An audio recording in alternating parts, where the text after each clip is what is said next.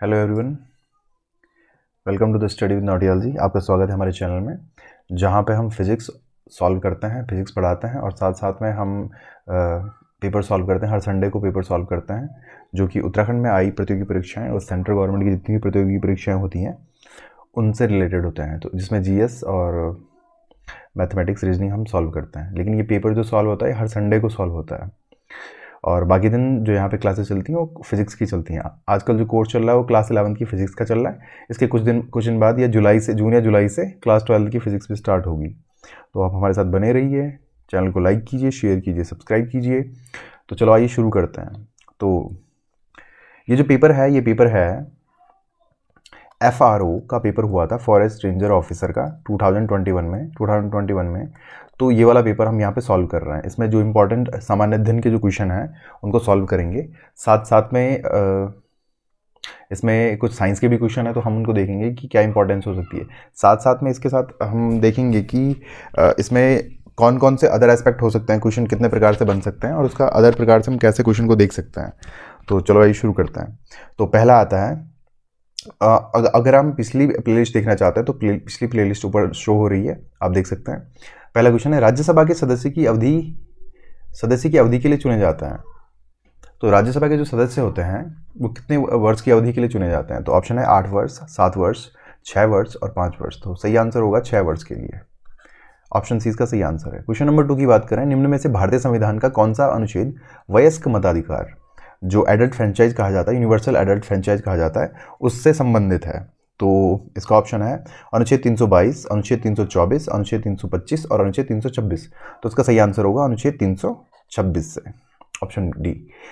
Question number 3, Bharat के सर्वोच्च न्यायालय द्वारा निम्न में से कौन सा आदेश अवैध रूप से निरोध किए जाने के मामले में जारी किया जाता है? तो जो अवैध रूप से अगर किसी को रोका जाता है तो उसके मामले में कौन सा आदेश जारी किया जाता है? तो ये चारों जो ऑप्शन दिए गए, बंदी प्रत्यक्षीकरण, परमादेश, प्रतिषेध और अधिकार परीक्षा, ये चारों जो ऑप्शन ये आर्टिकल 32 के अंतर्गत दिए जाते हैं। आर्टिकल 32 के अंदर जिसमें इसके अंतर्गत 5 रिट जारी की जाती हैं, जिसे संवैधानिक उपचारों का अधिकार कहा जाता है। तो इसके अंतर्गत 5 रिट जारी की जाती है। अगर इसी की बात करें कि हाई कोर्ट में, तो अगर हाई कोर्ट में इन्हीं चीज़ों के प्रति आपको रिट जारी करनी है तो आर्टिकल उसके लिए इस्तेमाल किया जाता है, आर्टिकल 226। ये स्टेट के लिए, हाई कोर्ट के लिए है, और सुप्रीम कोर्ट के लिए जो आप अपने अधिकारों पे जो रिट लगा सकते हैं, 5 प्रकार की रिट, वो आर्टिकल 32 में सुप्रीम कोर्ट में जारी किया जाता है। अब बात करें क्वेश्चन की, तो इसका सही आंसर होगा बंदी प्रत्यक्षीकरण, जिसको हेबियस कार्पस कहा जाता है। तो बात करते हैं आगे क्वेश्चन नंबर 4 की। भारतीय संविधान की 11वीं अनुसूची के अंतर्गत पंचायतों के लिए कितने विषय सूचीबद्ध किए गए हैं? तो 11वीं अनुसूची जो है आती है वो पंचायती राज से संबंधित है। तो उसके लिए कितने जो विषय हैं, कितने मतलब उसमें विषय होंगे वो सूचीबद्ध किए गए हैं? तो इसका जो सही आंसर है, ऑप्शन 1 है 18 विषय, ऑप्शन 2 है 28 विषय, ऑप्शन 3 है 19 विषय और ऑप्शन 4 है 29 विषय। तो सही आंसर है 29 विषय। और जो ये 18 विषय आ रहा है ये आर्टिकल 12 में, सॉरी शेड्यूल जो 12 है, जो अनुसूची 12 है, अनुसूची 12 जो है, शेड्यूल 12 है, उसके अंतर्गत जो म्यूनसिपालिटी कमीशन आती हैं, जिनको कहा जाता है, जिनको नगर पालिका, नगर पंचायत कहा जाता है, तो उसके अंतर्गत 18 विषय डाले गए हैं। तो आप याद रखेंगे 11वीं अनुसूची में पंचायती राज के लिए 1993 में जो ये आए थे, ये जोड़े गए थे, तो उसके थ्रू यहाँ पर 29 विषय इसमें डाले गए हैं। बात करें क्वेश्चन नंबर 5 की, राज्य लोक सेवा आयोग के अध्यक्ष की नियुक्ति कौन करता है? तो राज्य लोक सेवा आयोग के अध्यक्ष जो है उसकी नियुक्ति कौन करता है? संघ लोक सेवा आयोग के अध्यक्ष, राज्य के राज्यपाल, भारत के राष्ट्रपति या राज्य के मुख्यमंत्री? तो सही आंसर होगा राज्य के राज्यपाल जो हैं वो यूकेपीएससी के जो अध्यक्ष होता है उनकी नियुक्ति करता है। तो इसका सही आंसर होगा राज्य के राज्यपाल। बात करें क्वेश्चन नंबर 6 की, तो क्वेश्चन नंबर 6 में आता है, निम्न में से भारतीय संविधान का कौन सा भाग अंतर्राष्ट्रीय शांति और सुरक्षा की अभिवृद्धि के लिए राज्य के उत्तरदायित्व का वर्णन करता है? तो ऑप्शन 1 है अंतर्राष्ट्रीय शांति, जिसमें हम अंतर्राष्ट्रीय शांति और सुरक्षा की अभिवृद्धि के लिए स्टेट के लिए कौन सा उत्तरदायित्व निर्धारित करता है भारतीय संविधान में? तो ऑप्शन ए है मौलिक अधिकार, ऑप्शन 2 है मौलिक कर्तव्य, ऑप्शन 3 है राज्य के निदेशक तत्व और ऑप्शन 4 है संविधान की प्रस्तावना। तो इसका सही आंसर होगा राज्य के नीति निर्देशक तत्व, जो कि आता है 36 से और 51 तक। तो ये जो अंतर्राष्ट्रीय शांति सुरक्षा का है ये भी आर्टिकल 51 में आता है, आर्टिकल 51 में आता है। बात करें क्वेश्चन नंबर 7 की, तो आता है भारत के राष्ट्रपति के विरुद्ध महाभियोग जब इम्पीचमेंट प्रस्ताव लाया जाता है तो संसद के किसी सदन के कितने सदस्यों के हस्ताक्षर आवश्यक हैं। तो जब इम्पीचमेंट लाया जाता है तो पर्टिकुलर 2 सदन जो होते हैं उनमें से किसी भी सदन में कितने सदस्य जो हैं वो इम्पीचमेंट ला सकते हैं, उनके मतलब कितने लोगों के हस्ताक्षर उस पर होने चाहिए। पर्टिकुलर अगर राज्यसभा से लाना है तो कितने लोग उस पर हस्ताक्षर करेंगे टोटल सदस्यों के, और लोकसभा से लाना है तो कितने लोग उस पर हस्ताक्षर करेंगे। तो ऑप्शन ए के 1/4 सदस्य, ऑप्शन 2 है 1/3 सदस्य, ऑप्शन 3 है 2/3 और ऑप्शन 4 है उपरोक्त में से कोई नहीं। तो उसका जो सही आंसर है वो है 1/4 सदस्य जो होते हैं, 1/4 सदस्य जो होते हैं 14 दिन के अंदर अंदर आपको ये भेजना पड़ता है, बताना पड़ता है, मतलब राष्ट्रपति को इम्पीचमेंट लाने के लिए। और राष्ट्रपति का जो इम्पीचमेंट आता है वो आता है आर्टिकल 61 में, आर्टिकल 61 में इम्पीचमेंट आता है। आर्टिकल 61 के तहत आप इनको हटा सकते हैं। और जो ये महाभियोग प्रस्ताव लाया जाता है तो ये प्रस्ताव लाने के लिए 1/4 का सदस्यों का इस्तेमाल किया जाता है, लेकिन जो हटाया जाता है वो 2/3 सदस्यों के थ्रू हटाया जाता है। 2/3 सदन से पारित हो जाए तब जाके राष्ट्रपति इम्पीचमेंट होता है और दोनों सदनों में पास करना होता है वो बिल। तो बात करें क्वेश्चन नंबर 8, पंचायती राज से संबंधित निम्नलिखित समितियों को कालानुक्रमिक व्यवस्थित कीजिए। तो ये समितियां जो पंचायती राज से संबंधित हैं उनको आपको क्रोनोलॉजिकल ऑर्डर में लगाना है कि सबसे पहले कौन सी आई। तो देख सकते हैं बलवंत राय मेहता समिति जो आई थी इन 1956 के आसपास आई थी। दूसरी इसमें आती है ML सिंघवी समिति जो आई थी 1986 में। तीसरी आती है GVK समिति, अशोक मेहता समिति जो है ये 1977 में आई थी। और GVK राजू समिति थी ये आई थी 1985 में। तो आप देख सकते हैं इनके क्रोनोलॉजिकल ऑर्डर, सबसे पहले बलवंत राय मेहता यानी थर्ड वाला जो पहले होगा, तो थर्ड यहाँ पहला है, फिर फोर्थ है, फिर फर्स्ट है, फिर सेकंड है। तो ऑप्शन सी इसका सही आंसर है। ये पंचायती राज को लाने के लिए, पंचायती राज में सुधार करने के लिए उसके आधार पर ये अलग अलग समितियाँ थी जो बनाई गई थी। बात करें क्वेश्चन नंबर 9 की, निम्न में से भारतीय संविधान का कौन सा अनुच्छेद राज्यपाल को अध्यादेश जारी करने की शक्ति प्रदान करता है। ऑप्शन 1 है 210, ऑप्शन 2 है 211, ऑप्शन सी है 212, ऑप्शन डी है 213। तो सही आंसर होगा इसका 213। 213 के थ्रू राज्यपाल जो होता है, गवर्नर जो होता है वो अध्यादेश जारी करता है। सिमिलरली अगर बात करें प्रेसिडेंट की, बात करें तो प्रेसिडेंट जो होते हैं, जो राष्ट्रपति होते हैं, राष्ट्रपति 123 में अध्यादेश जारी करते हैं। तो सिमिलर आप देख सकते हैं कि 213 इसी से मिलकर बनता है 1 2 3 से। तो आप देख सकते हैं सिमिलर लॉजिक जो आता है वो सुप्रीम कोर्ट और हाई कोर्ट के लिए आता है, ये आप जानते होंगे। कमेंट सेक्शन में बताइए क्या लॉजिक होता है। क्वेश्चन नंबर 10, निम्न में से किस संवैधानिक संशोधन अधिनियम द्वारा भारतीय संविधान की प्रस्तावना में संशोधन किया गया। जो प्रस्तावना है भारतीय संविधान की उसमें संशोधन किया गया था और ये बहुत बड़ा संशोधन किया गया था। तो ये है 42वें संविधान संशोधन अधिनियम के तहत 1976 में इस समय ये संशोधन किया गया, जिसको मिनी कॉन्स्टिट्यूशन भी कहा जाता है, मिनी कॉन्स्टिट्यूशन भी कहा जाता है, मिनी कॉन्स्टिट्यूशन भी कहा जाता है। तो काफ़ी बदलाव इस 42वें संविधान संशोधन में किए गए थे। बात करें क्वेश्चन नंबर 11 की, 11वें क्वेश्चन की, तो ये आता है भारतीय संविधान में विधि का शासन निम्न में से किस अनुच्छेद में निहित है। विधि का शासन तो ये किस अनुच्छेद में निहित है। तो ऑप्शन 1 है अनुच्छेद 13, ऑप्शन 2 अनुच्छेद 14, ऑप्शन सी है अनुच्छेद 15, ऑप्शन डी है अनुच्छेद 16। तो सही आंसर है अनुच्छेद 14 में इसका वर्णन है कि विधि का शासन।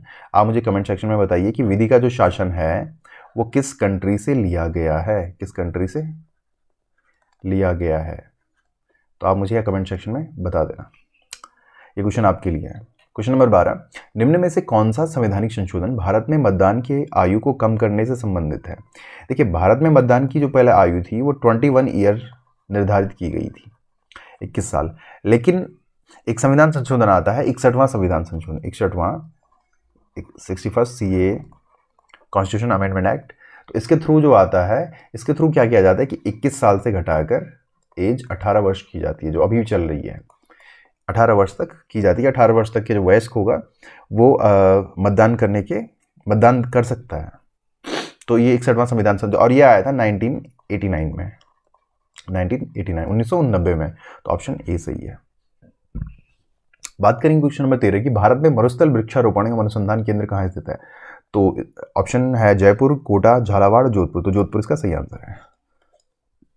क्वेश्चन नंबर 14, भारत में निम्नलिखित राज्यों में कौन अभ्रक का सबसे बड़ा उत्पादक है। अभ्रक का सबसे बड़ा उत्पादक है। तो आंध्र प्रदेश, राजस्थान, बिहार और झारखंड। तो इसका सही आंसर है आंध्र प्रदेश, ये फर्स्ट नंबर पे है। इसके बाद जो सेकंड नंबर पे आता है वो आता है राजस्थान, थर्ड नंबर पे आता है बिहार, देखिए वैसे ही इसी ऑर्डर में दिए गए हैं। फोर्थ नंबर पे आता है झारखंड। तो इसी ऑर्डर में दिए गए हैं जो अभ्रक के उत्पादन करते हैं सबसे ज़्यादा। तो सही आंसर होगा आंध्र प्रदेश। क्वेश्चन नंबर 15, निम्नलिखित वर्षों में से किसमें भारत के राज्य पुनर्गठन आयोग की स्थापना की गई। वैसे राज्यों के पुनर्गठन के लिए बहुत सारी समितियां बनी गई, लेकिन इसमें जो प्रॉपर आता है जो फजल अली आयोग, जिसका नाम आता है फजल अली आयोग, तो इसकी जो स्थापना की गई थी 1953 में की गई थी। तो इसका सही आंसर होगा 1953, फजल अली आयोग। बात करें क्वेश्चन नंबर 16 की, निम्न में से कौन सा भारत का प्रथम राज्य है जो अपने सकल घरेलू उत्पाद की गणना में सकल पर्यावरण उत्पाद का उपयोग करेगा। तो उसका जो सही आंसर होगा, मतलब जो अपने सकल घरेलू उत्पाद जितना होता है, जितना भी उत्पाद यहाँ पे होता है जिसको सकल घरेलू उत्पाद कहा जाता है, वो सकल पर्यावरण उत्पाद का उपयोग करेगा। तो यहाँ ऑप्शन दिए गए हिमाचल प्रदेश, ऑप्शन 2 दिया गया है असम, ऑप्शन 3 दिया गया उत्तराखंड और ऑप्शन 4 दिया गया है केरल। तो इसका सही आंसर होगा उत्तराखंड। उत्तराखंड क्या करेगा, अपने सकल घरेलू, ये क्वेश्चन देखिए, ये क्वेश्चन पेपर 2021 का है, हाल ही में हुआ था, एक साल पहले, तो तब ये क्वेश्चन पूछे गए थे। तो इसमें करंट अफेयर जो है वो तात्कालिक समय के अनुसार होंगे, तो उनका जो मॉडर्न रिपोर्ट है हम उसी आधार पर आपको देंगे वो। बात करें क्वेश्चन नंबर 17 की, 6 फरवरी 2018 को निर्गत भारत में वनों की स्थिति रिपोर्ट 2017 के अनुसार देश के कुल भौगोलिक क्षेत्रफल का कितना प्रतिशत वनों के अंतर्गत है। मतलब पूरे भारत, अगर पूरे भारत की बात की जाए, तो पूरे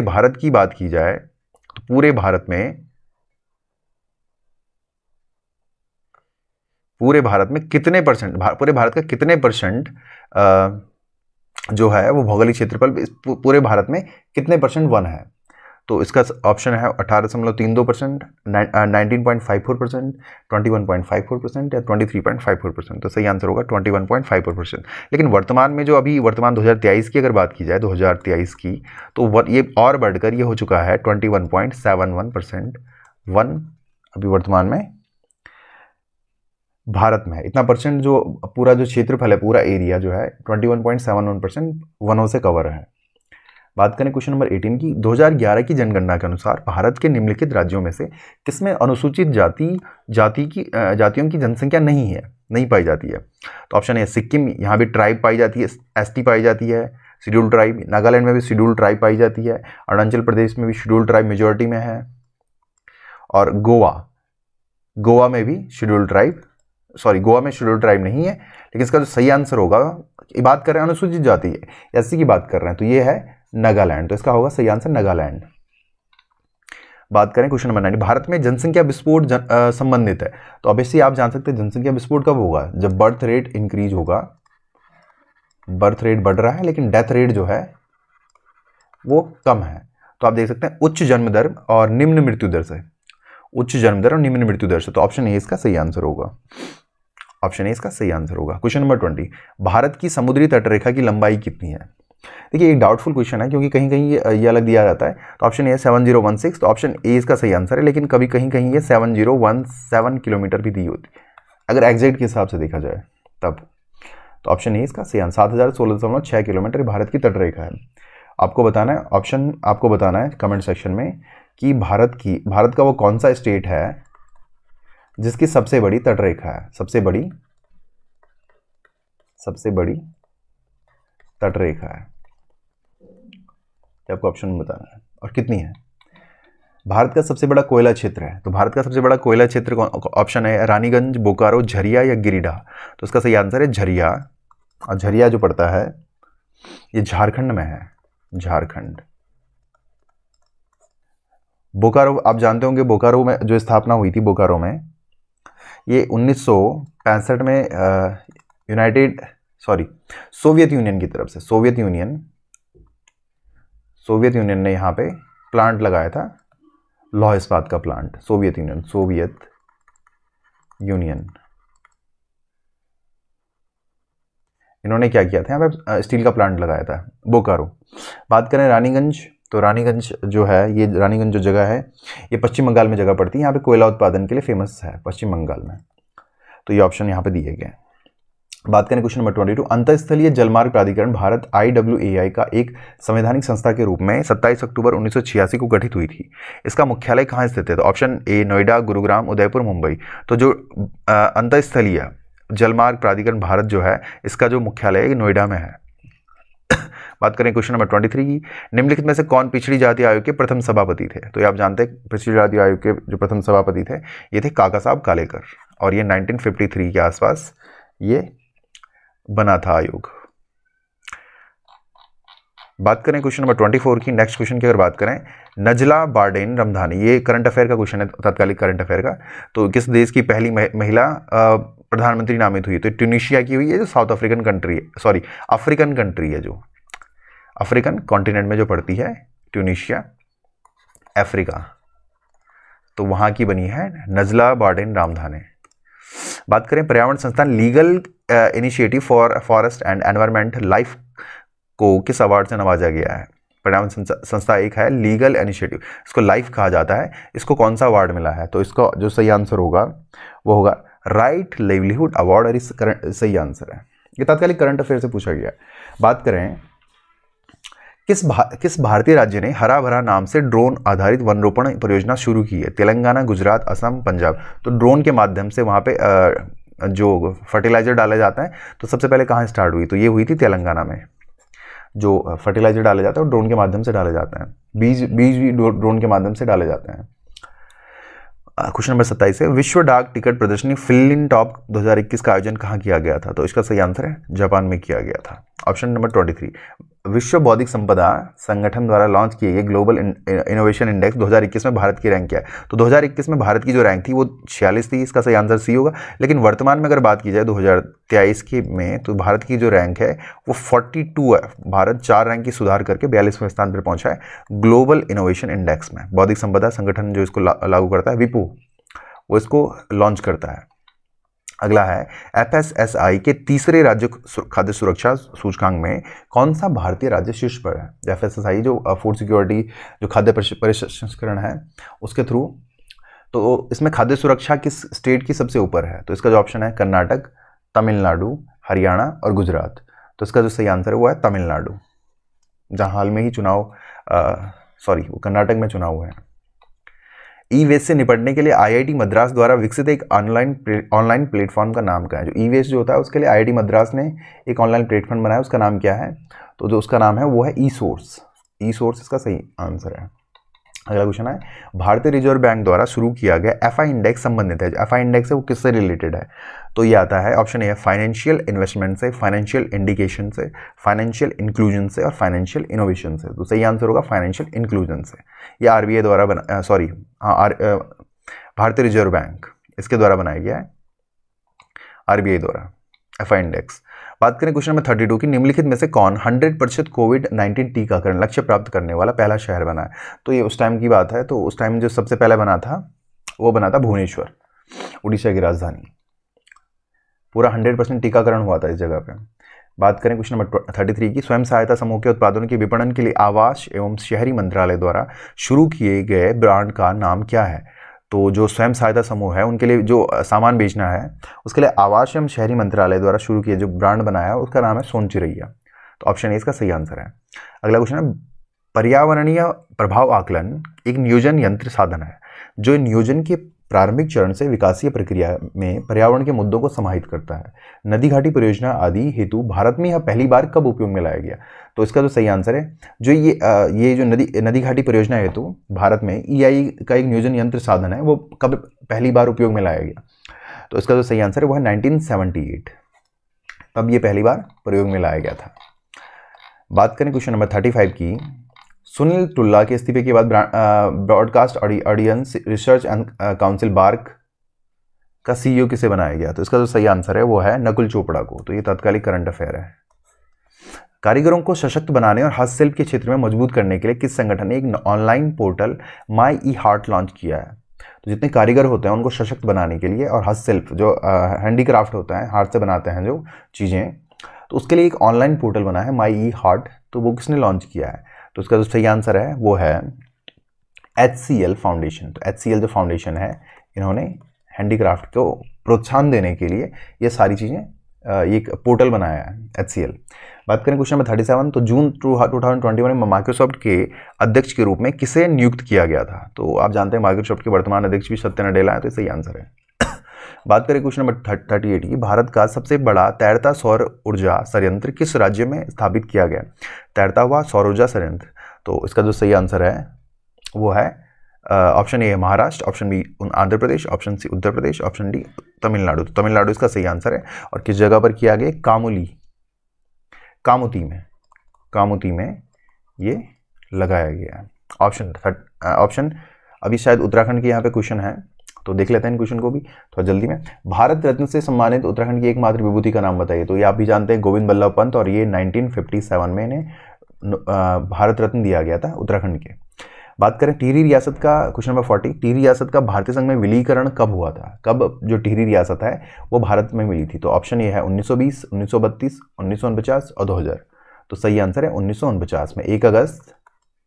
1 अगस्त 1949 को तत्कालिक जो राजा थे, महाराजा मानवेंद्र शाह, जिनके पिता थे नरेंद्र शाह, तो इन्होंने जो विलीकरण किया था टिहरी राज्य का, इन्होंने किया था 1949 में। ऑप्शन 41 है, उत्तराखंड की सबसे लंबी नदी कौन सी है? तो कोसी, काली, भागीरथी या सरयू। तो काली नदी सबसे लंबी नदी यहाँ की उत्तराखंड की सबसे लंबी नदी है। क्वेश्चन नंबर 42, रम्माण को किस वर्ष विश्व विरासत घोषित किया गया था? तो इसका आंसर जो होगा, इसका आंसर है 2009 में रम्माण को विश्व विरासत घोषित किया गया था। रम्माण एक त्यौहार होता है जो मुखौटे पहनते हैं, जहाँ पे रामलीला आयोजन की जाती है और बहुत प्रकार के नाटक किए जाते हैं। ये चमोली जनपद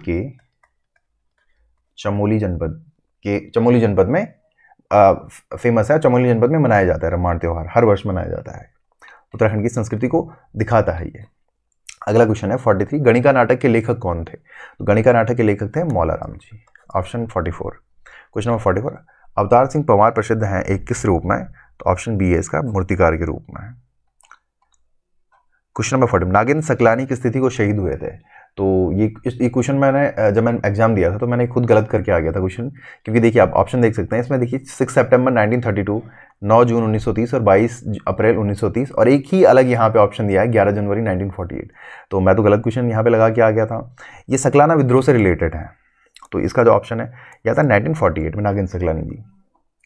तो ऑप्शन सी इसका सही आंसर है।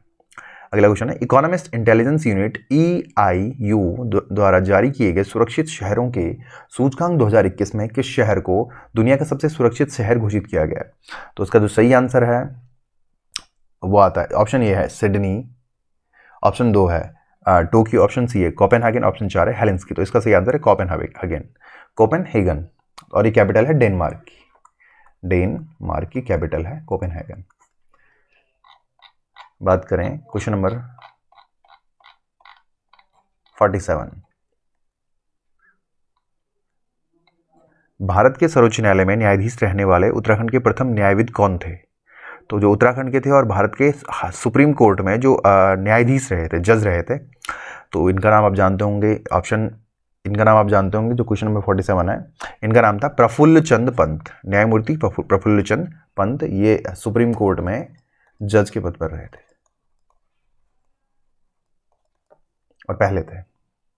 बात करें क्वेश्चन नंबर 48 की, उत्तराखंड उच्च न्यायालय ने सबसे पहले किस नदी को जीवित प्राणी का दर्जा दिया? तो इसका सही आंसर है गंगा को। उत्तराखंड हाई कोर्ट ने पहली बार फैसला दिया था। अगला क्वेश्चन है क्वेश्चन नंबर 49। बात करें क्वेश्चन नंबर 49 की, पुरुल्ला में उत्खनित यज्ञ वेदिका स्थल पर किस वंश से संबंधित तांबे का सिक्का प्राप्त हुआ है? तो ऑप्शन ए है कत्यूरी, ऑप्शन बी है कुषाण, ऑप्शन सी है पौरवर्मन और ऑप्शन डी है कुनिंद। तो कुनिंद कालीन ये पुरुल्ला में उत्खनित यज्ञ वेदिका मिली है, और इसमें अमोघ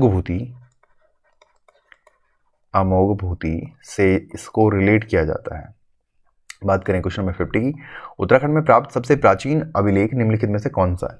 तो सबसे प्राचीन अभिलेख निम्नलिखित में से कौन सा है? तो इसका ऑप्शन आप जानते हैं कालसी होगा। इसका सही ऑप्शन कालसी में है, जो अशोक द्वारा लिखित है। अशोक का कालसी अभिलेख ये जो है ये सबसे पुराना अभिलेख आता है। बात करेंगे क्वेश्चन नंबर उत्तराखंड के किस जनपद का भौगोलिक क्षेत्रफल सर्वाधिक है? तो किस जनपद का है सबसे भौगोलिक? इसमें एक विवादित प्रश्न है, लेकिन बाद में आयोग ने इसको निर्धारित कर दिया गया था।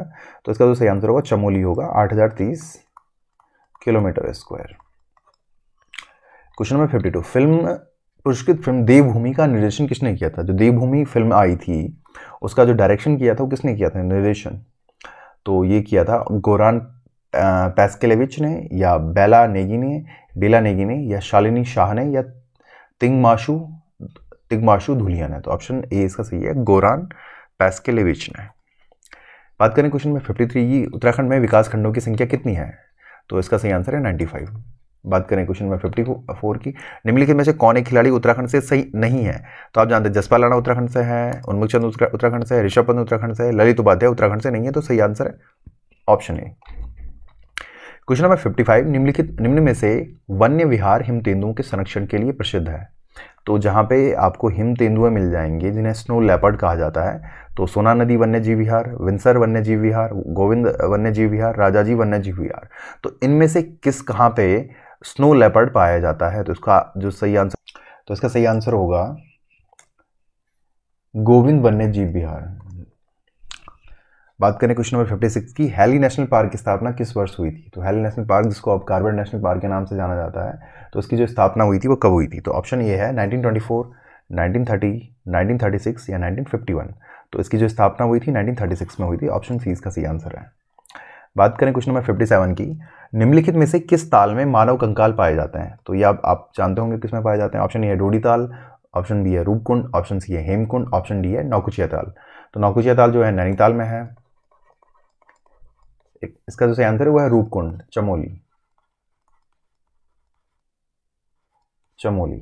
हेमकुंड चमोली, हेमकुंड साहिब, डोडीताल उत्तरकाशी। तो सही आंसर है इसका रूपकुंड में जो है मानव कंकाल पाए जाते हैं। ये काफ़ी एक मिस्टीरियस ताल, जिसको मिस्टीरियस ताल कहा जाता है रूपकुंड को। उत्तराखंड में वनराजी जनजाति, अगला क्वेश्चन है 58, उत्तराखंड में वनराजी जनजाति किस जनपद में निवास करती है? Option A Champawat, option B Pithoragarh, option C Bageshwar, option D Uttarkashi. तो सही आंसर है पिथौरागढ़ में जनजाति निवास करती है। क्वेश्चन नंबर 59, रम्माण किस वर्ष नई दिल्ली में गणतंत्र दिवस की परेड में उत्तराखंड की झांकी रही है? तो इसका सही आंसर है 2016 में। आप यहाँ एक कमेंट सेक्शन में एक आंसर देंगे कि इस वर्ष किस झांकी को फर्स्ट प्राइज मिला है गणतंत्र दिवस की परेड में किस झांकी को फर्स्ट प्राइज मिला है? तो आप इसमें आप कमेंट सेक्शन में डाल सकते हैं। बात करें क्वेश्चन नंबर 60 की, जो अगला क्वेश्चन आता है। देखिए पेपर जो आएगा वो ऐसे ही बनेगा, एक कॉमन पेपर बनेगा और कुछ ऐसे ही क्वेश्चन होंगे, जनरलाइज क्वेश्चन पूछे जाएंगे। तो आप देख सकते हैं ऐसे ही क्वेश्चन पूछे जाते हैं यहाँ पे उत्तराखंड यूपीएससी में, जितने भी पेपर होते हैं जनरलाइज क्वेश्चन पूछे जाते हैं। तो अगला क्वेश्चन नंबर 60, उत्तराखंड राज्य का सबसे लंबा हिमनद कौन सा है? तो ऑप्शन ए है मिलम, सतोपंत, पिंडारी या गंगोत्री। तो गंगोत्री ग्लेशियर सबसे लंबा ग्लेशियर यहाँ पे है। क्वेश्चन नंबर 61, नेहरू पर्वतारोहण संस्थान, जिसको एनआईएम कहा जाता है, ये कहाँ स्थित है? तो ऑप्शन ए है देहरादून, ये आप जानते होंगे। इसका जो सही आंसर है वो है उत्तरकाशी में ये स्थित है। इसकी स्थापना 14 नवंबर 1965 को हुई थी। ओके, बात करें क्वेश्चन नंबर 62 की, निम्न में से कौन पुरुषार्थ के संपादक थे? तो पुरुषार्थ जो अखबार जो निकाला गया था उसके संपादक कौन थे? बद्रीदत्त पांडे जी थे, या गिरिजादत्त नैथानी जी थे, या सदानंद कुकरेती जी थे, या देवीदत्त रतुड़ी जी थे। तो ऑप्शन बी इसका सही आंसर, गिरिजादत्त नैथानी जी ने 1917 में यह अखबार, ये जो न्यूज़पेपर है, ये संपादन इसका किया था। इससे पहले जो थे इन्होंने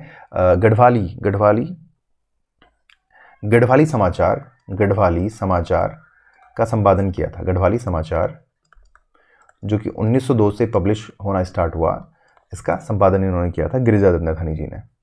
बात करें क्वेश्चन नंबर 63 की, उत्तराखंड के उस जिले का नाम बताइए जहां कार्तिक स्वामी मंदिर है। तो काफ़ी फेमस जगह कार्तिक स्वामी जो टेम्पल है। तो ऑप्शन ये है उत्तरकाशी, चमोली, रुद्रप्रयाग या अल्मोड़ा। तो ऑप्शन सी इसका सही आंसर है, रुद्रप्रयाग में।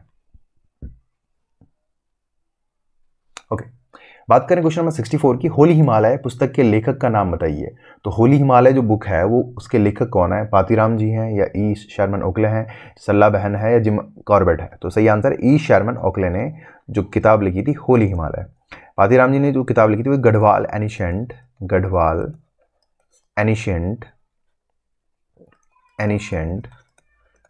एंड मॉडर्न ये किताब इन्होंने लिखी है। अगला क्वेश्चन है क्वेश्चन नंबर 64, कुमाऊं का अंतिम राजा कौन था? कुमाऊं में जो चंद डायनेस्टी थी उसका अंतिम राजा कौन था? तो 1791 में वहाँ पहली बार अटैक किया था। उस टाइम तात्कालिक वहाँ पे कौन राजा राज कर रहा था? तो इसका सही आंसर है महेंद्र चंद वहाँ पे राज कर रहे थे। जो गोरखों का अटैक हुआ था 1791 में, ये हुआ था कुमाऊं पर। कुमाऊं पर जो हुआ अटैक हुआ था 1791। 1803 में जो अटैक हुआ था, 1804 में जो दूसरा अटैक हुआ था, ये हुआ था गढ़वाल पर। गढ़वाल पर अटैक हुआ था। ओके, अगला क्वेश्चन है गढ़वाल के उस शासक का नाम बताइए जो आदिनाथ के नाम से जाना जाता है। काफ़ी फेमस है, आदिनाथ के नाम से जाना जाता है, जो नाथ संप्रदाय से बिलोंग करते थे। तो ऑप्शन ये है अजयपाल, सहजपाल, मानपाल या शामशाह। तो अजयपाल इसका सही आंसर है, जिनकी राजधानी देवलगढ़ और श्रीनगर के आसपास में थी। बात करें क्वेश्चन नंबर 67, उत्तराखंड देहरादून किस वर्ष रेल मार्ग से जुड़ा? तो ऑप्शन ये है 1910 में, 1900 में, 1890 में या 1885 में। तो सही आंसर है 1900 में देहरादून जो है ये ट्रेन से जुड़ा था। अगला क्वेश्चन है क्वेश्चन नंबर 68, खतलिंग हिमानी किस नदी का उद्गम है? जो खतलिंग ग्लेशियर जो है वो किसका उद्गम है? तो ऑप्शन ए मंदाकिनी, नंदाकिनी, भिलंगना या पिंडर। तो सही आंसर है भिलंगना का। और खतलिंग जो हिमानी है ये टिहरी जनपद में पड़ता है, टिहरी जनपद में पड़ता है। प्राकृतिक शिवलिंग भी कहा जाता है खतलिंग हिमानी को, स्फटिक प्राकृतिक शिवलिंग भी कहा जाता है।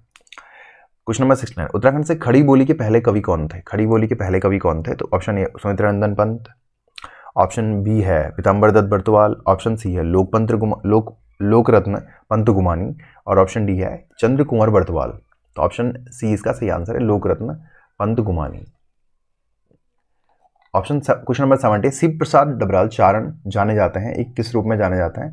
राजनेता के रूप में जाने जाते हैं, या इतिहासकार के रूप में जाने जाते हैं, या चित्रकार के रूप में जाने जाते हैं, या समाज सेवी के रूप में?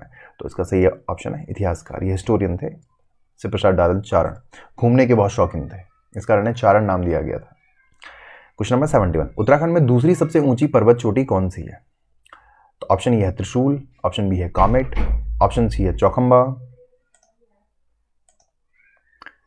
बात करें क्वेश्चन नंबर 71 की, उत्तराखंड की दूसरी सबसे ऊंची पर्वत चोटी कौन सी है? तो सबसे पहले नंदा देवी पश्चिमी है, फिर आती है कामेट। कामेट सबसे ऊंची चोटी है, सॉरी नंदा देवी पूर्वी सबसे ऊंची चोटी है, उसके बाद आती कामेट।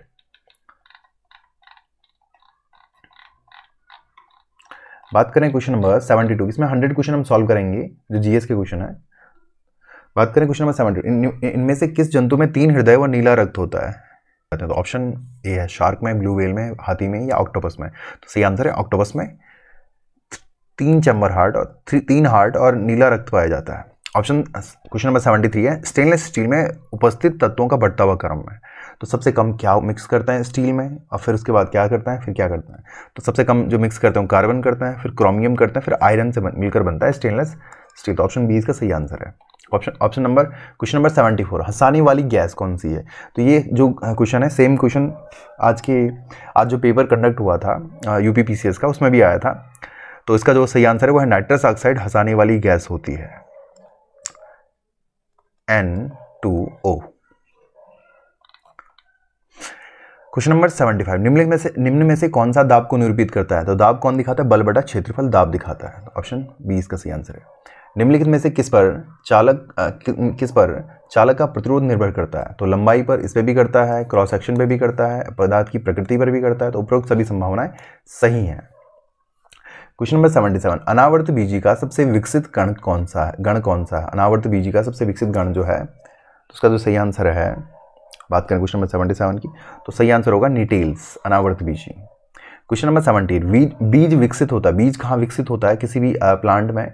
तो अंडाशय में होता है, भ्रूण में होता है, बीजांड में होता है, भ्रूणकोश में होता है। तो सही आंसर है बीजांड में। बात करें क्वेश्चन नंबर 79 की, मानव में रक्तस्राव की बीमारी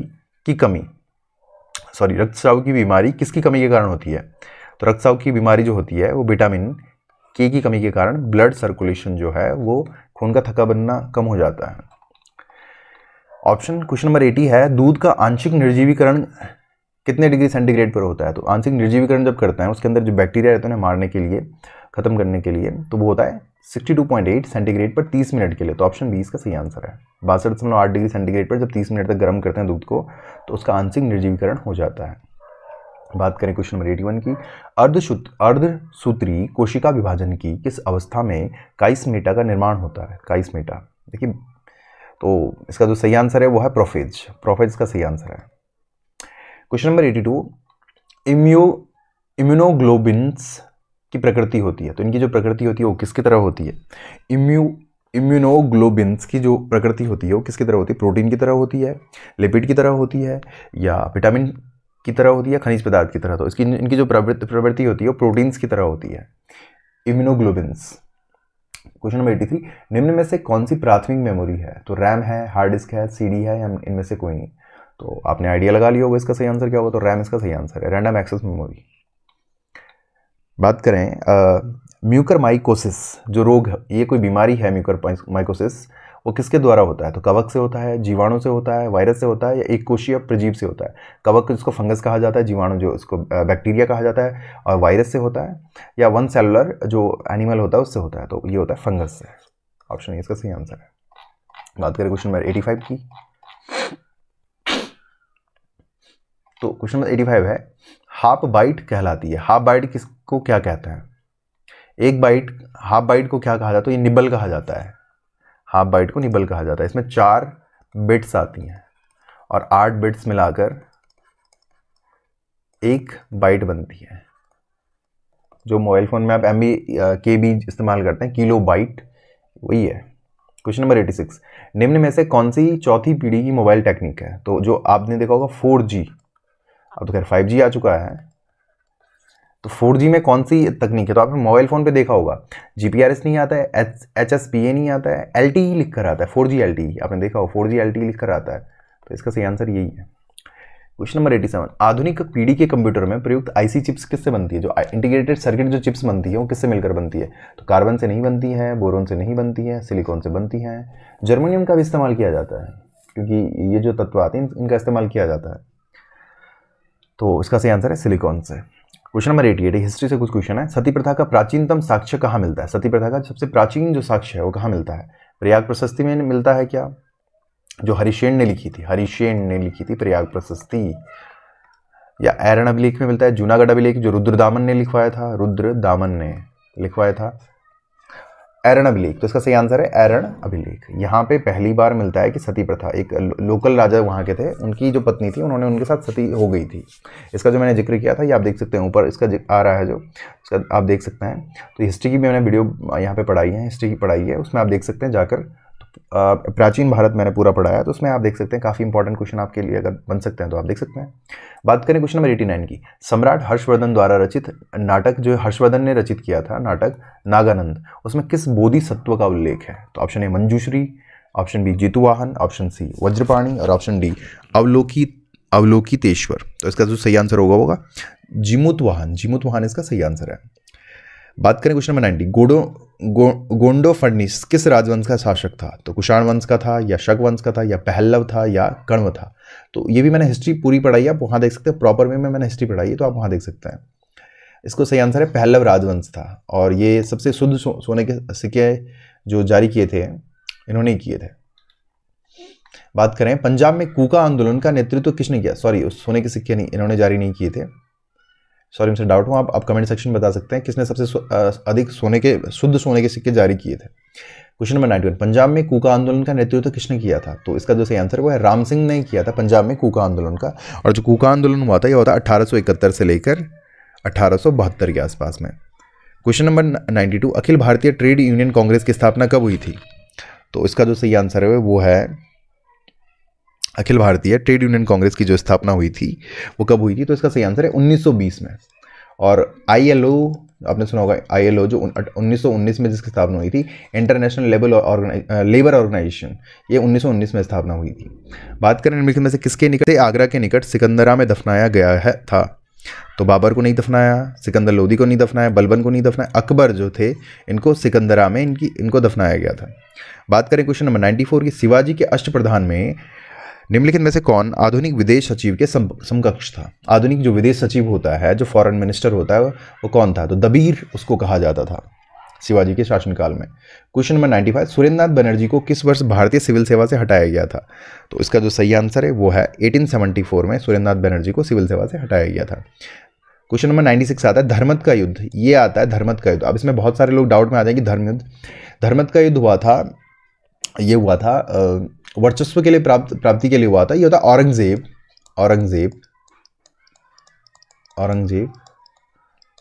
व उसके भाइयों के बीच में, हुआ था। तो सही आंसर इसका 1658 में, 1669 में। और इसी के बाद ही औरंगजेब क्या बन गया था, राजा बन गया था यहाँ का, मुगल डायनेस्टी का। बात करें क्वेश्चन नंबर 97, भारत का एकमात्र यहूदी वाइसराय कौन था। देखिए ये क्वेश्चन रिपीट होते हैं बार बार। तो भारत का एकमात्र यहूदी वाइसराय कौन था, तो ये इसका जो सही आंसर है वो था लॉर्ड रेडिंग। 1921 से लेकर 1926 तक इनका कार्यकाल था, ये यहूदी वाइसराय थे। क्वेश्चन नंबर 98, किस ग्रंथ की रचना संध्या करनंदी के द्वारा की गई है। संध्या करनंदी के द्वारा किस ग्रंथ की रचना की गई है, तो इसका जो सही आंसर है वह है रामचरितम। ये रचना संध्या करनंदी के द्वारा की गई है। क्वेश्चन नंबर 99, कौन सा लोकप्रिय समाचार पत्र तमिल में प्रकाशित होता था। तमिल में कौन सा, तो नेशनल हेराल्ड इंग्लिश में होता है, केसरी पंजाबी में होता है। इसका सही आंसर स्वदेश मित्रम, ये तमिल भाषा में प्रकाशित होता था। तो आज का आखिरी क्वेश्चन, एक बाइट में कितने बिट्स होते हैं, तो सही आंसर है ऑप्शन ए डी। तो थैंक यू, आपका बहुत बहुत धन्यवाद। तो आप प्लेलिस्ट चेक कर सकते हैं इसमें प्रीवियस, जो कि अब इसके बाद जो अगली जो पेपर हम सॉल्व करेंगे वो करेंगे हम नेक्स्ट संडे को। बाकी फिजिक्स की क्लासें यहाँ पे होती हैं। तो आपका बहुत बहुत धन्यवाद, आप बने रहे हमारे साथ। चैनल को लाइक कीजिए, शेयर कीजिए, सब्सक्राइब कीजिए और बेल आइकन जरूर दबाएं। बहुत बहुत धन्यवाद।